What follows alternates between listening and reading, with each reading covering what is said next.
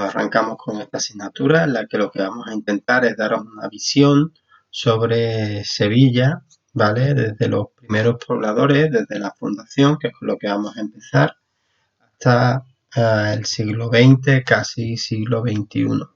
En este primer tema vamos a hablar desde la fundación, os voy a intentar explicar desde la fundación hasta la romanización, hasta el momento previo de las entradas de las tropas del Imperio Romano en la península ibérica. Hoy quiero comentaros también algunos de los detalles típicos de la historia de Sevilla. Uno de ellos sería el escudo. Este, digamos, es el escudo tradicional o el escudo clásico en el que se marcaba la leyenda de Sevilla como muy leal, muy noble, muy heroica, invicta y mariana. Este que era el escudo en el que aparecen, pues bueno, la corona del reino, aparece San Fernando en el medio y San Leandro y San Isidoro, pues aparecen en los laterales del escudo como los tres grandes santos que representan a la ciudad de Sevilla, o tres de los santos sevillanos. Bueno, aquí tenéis el escudo actual, este que pone escudo de Sevilla de 2017, en el cual se ha perdido la leyenda. La leyenda hay que recordar que la cartela de muy heroica, muy noble, muy leal y mariana, el título de mariana se dio durante el franquismo. Creo que por la ley de memoria histórica esa cartela tenía que suprimirse.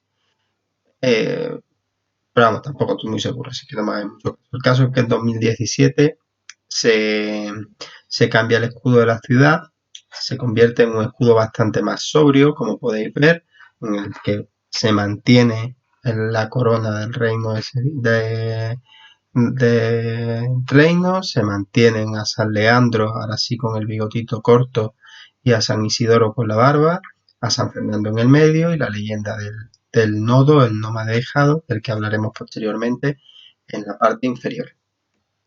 Justo al otro lado, que ya me iba a pasar sin él, tenéis un detalle un poco curioso. Este escudo que veis es el escudo de Santander, pero es un escudo que habla de Sevilla directamente. Y además está muy entroncado y muy relacionado a Fernando III. Por eso os lo muestro ahí. El escudo de Santander, como veis, lo que muestra es la Torre del Oro y un barco entrando y navegando por el río Guadalquivir y rompiendo la supuesta cadena. No hemos tenido arqueológicamente ningún tipo de resto que nos permita hablar de esta cadena, pero que es una cadena que en el ideario de la ciudad siempre ha existido, esa cadena que unía la Torre del Oro con una hermana que estaba enfrente en la zona de Triana, en la parte de los Remedios. No se ha encontrado ningún bastión enfrente en Triana, pero bueno, la leyenda sigue ahí. Y ahí tenéis esa idea. ¿Por qué aparece en el escudo de Santander? Porque fueron navegantes santanderinos los que entraron en el río mientras se estaba conquistando. Fernando III conquistaba la ciudad por tierra.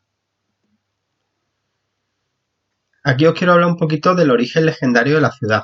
Como veis, Hércules me edificó, Julio César me cercó de muros y torres altas, el rey santo me ganó con García Pérez de Vargas.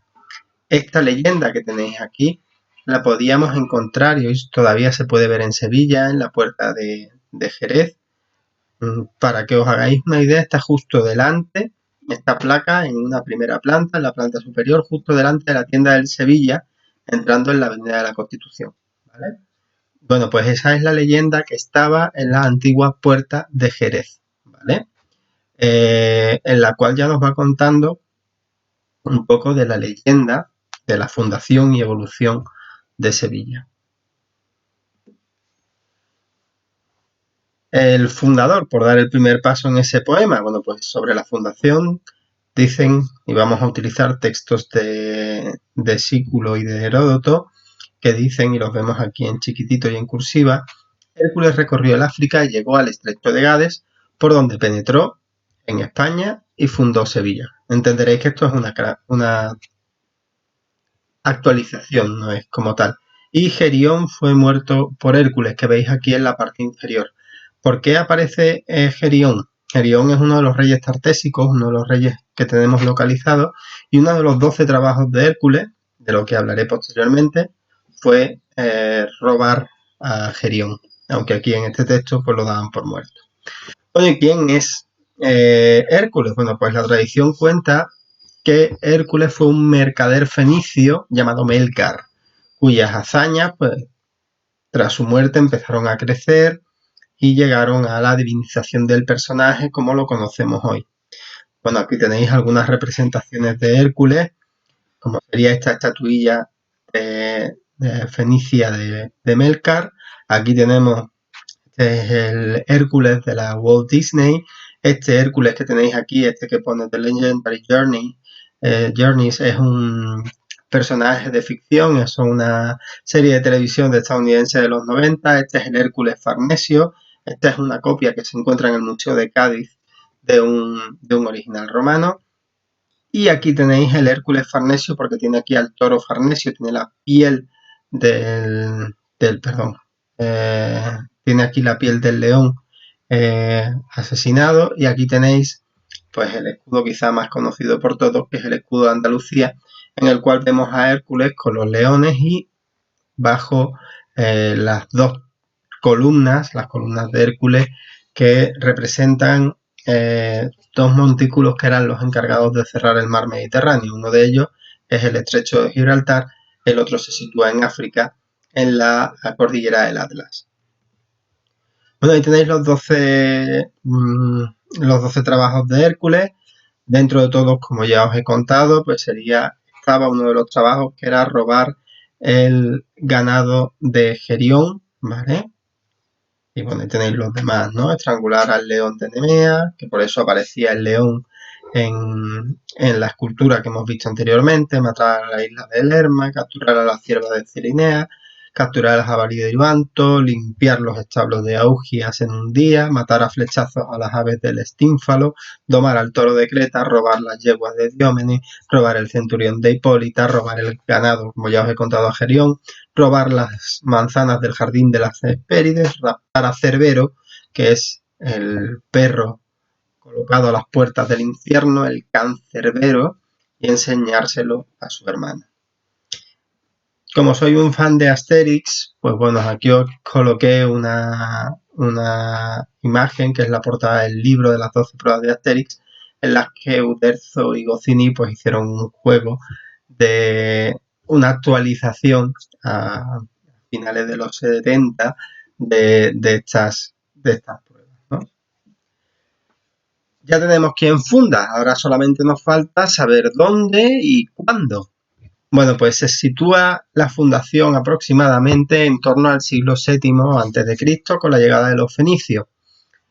Su nombre tiene dos teorías. Una primera es que hay algunos investigadores que consideran que se asienta en una zona inundable. Mirad, históricamente el río Guadalquivir era un área tremendamente inundable, ¿vale? La parte del Arenal era muy fácil que se anegara.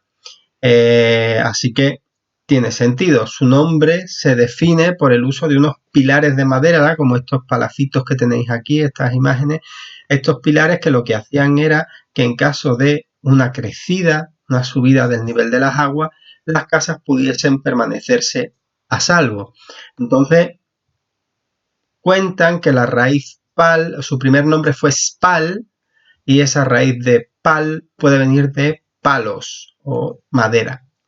Por otro lado, hay quien dice que esa raíz pal es una raíz fenicia que significa lugar llano o ciudad llana, con lo cual también podría tener sentido ese concepto si hablamos de Sevilla como ciudad llana. Bueno, hemos hablado, y lo dejamos para más adelante, el concepto de la historia del nodo. Es el momento de hacerle caso. En el año 1283 es Alfonso X el Sabio el que regala a la ciudad de Sevilla este símbolo que hoy es escudo, es bandera y es quizás uno de los grandes elementos de la ciudad de Sevilla. Siendo anciano, sus hijos y su esposa le dieron una especie de golpe de estado. Entonces, pensar que en aquella época España estaba dividida, no existía España como tal. De hecho, el reino de Alfonso X sería solo la parte de la corona de Castilla y los reinos con los que había ido conquistando posteriormente, con lo cual sería los distintos reinos de la corona de Castilla, lo que van a dar el golpe de estado a Alfonso X, y todos sus reinos se sublevan, excepto Sevilla, lugar donde se había retirado y que lo defendió hasta la muerte. Por eso se escribe de esta manera: no madeja do. Lo que os he puesto aquí son ovillos de lana, madejas de lana, que recuerdan el modo de giro de la madeja clásica, que es el emblema de la ciudad. Hora de hablar de los primeros pobladores. El primer gran reino anterior, como veis, a la fundación de la ciudad son los tartesos. Un pueblo que llega en torno al año 1500 a.C. Es un pueblo que está más metido dentro de la mitología y las leyendas que la realidad histórica. Podéis entender que una población tan antigua es muy difícil encontrar restos arqueológicos a día de hoy. Sitúan su reino en las proximidades de la desembocadura del Guadalquivir, entre lo que hoy es Sanlúcar de Barrameda, las marismas del Guadalquivir y Sevilla. Es considerada la primera monarquía occidental europea, ¿de acuerdo? Y su apogeo tiene lugar en torno al siglo VI también a.C. con el mítico rey Argantonio. Es un pueblo agricultor, ganadero y minero. Pensad que si estamos viendo la fecha de fundación de la ciudad, queda muy próxima a la fecha de este mítico rey Argantonio. ¿Y por qué sabemos que es agricultor, ganadero y minero? Porque básicamente los fenicios van a comerciar con ellos en temas agrícolas, ganaderos y mineros, ¿de acuerdo? El elemento más interesante del mundo tartésico, sin duda, es el tesoro del carambolo. Aquí os dejo un texto del descubridor del yacimiento y el modo en que se define. Esto fue a principios del siglo pasado. Joyas profusamente decoradas con un arte fastuoso a la vez delicado y bárbaro, con muy notable unidad de estilo y un estado de conservación satisfactorio, salvo, y esta parte me encanta, algunas violencias ocurridas en el momento del hallazgo. Es decir, alguien le debió dar más fuerte de la cuenta con el pico y rompió o arañó o estropeó alguna de las piezas de oro que podéis ver ahí. Últimamente, y utilizo este documental de National Geographic que se llama Descubriendo la Atlántida o Finding Atlantis, que considera que investigadores consideran que la Atlántida debía colocarse en lo que, no hagáis caso, esto como podéis imaginar es una recreación de las marismas del Guadalquivir, en la que consideran esta era la formación de la Atlántida. ¿Por qué? Bueno, pues porque hablaban de que la Atlántida se situaba más allá de las columnas de Hércules, es decir, más allá del estrecho de Gibraltar, ¿vale? Entonces, es posible considerar que a la entrada de Sanlúcar, en la zona de marisma, estuviese este lugar. Mirad, como veis, en el PowerPoint tenéis ese enlace que os lleva directamente al documental en castellano. Si os apetece, la verdad es que es una investigación bastante seria y os recomendaría que le echéis un vistazo y que os paréis un poquito a ver las ideas, porque es un documental bastante reciente que se están planteando ahora sobre la ubicación de la Atlantis, sobre el enigma de la Atlántida, ¿vale? Hemos tocado ya los fenicios, es hora de hablar de ellos. Bueno, pues los fenicios son un pueblo que vienen de lo que hoy es la zona del oriente, el Mediterráneo oriental, lo que sería la zona de Jordania, Israel, ¿de acuerdo?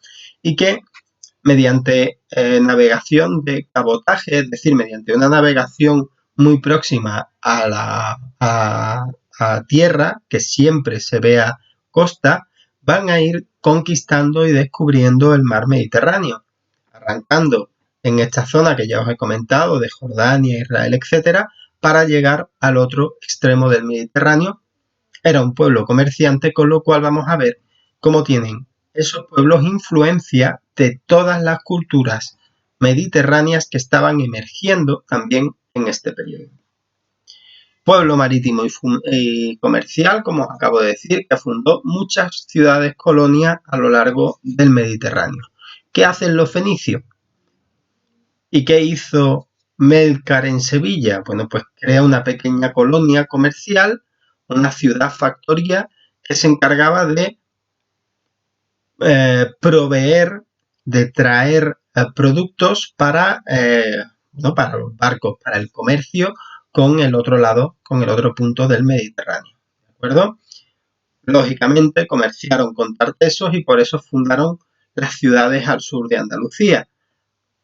Tenemos noticia y constancia de que la ciudad más antigua fundada en Andalucía es Gades, la actual Cádiz, por los fenicios, y es la ciudad más antigua, dicen, de Europa. Se conservan pocos restos arqueológicos de este pueblo. De hecho, el único resto, o uno de los pocos restos que tenemos, son los sarcófagos antropomórficos, uno de un hombre y otro de una mujer. Antropomórfico. Anthropos, hombre, morfos, forma, ¿vale? Tenían forma de hombre estos sarcófagos. Gracias a estas piedras, pues, a estas piezas, podemos entender mucho mejor cómo funcionaban sus ritos funerarios, muy influenciados, si hablamos de sarcófago, por los egipcios. Estos sarcófagos, realizados en torno al siglo V a.C., están labrados en piedra y tienen la cara muy bien marcada e insinuado el resto del cuerpo, las manos, el pecho y los pies, ¿de acuerdo?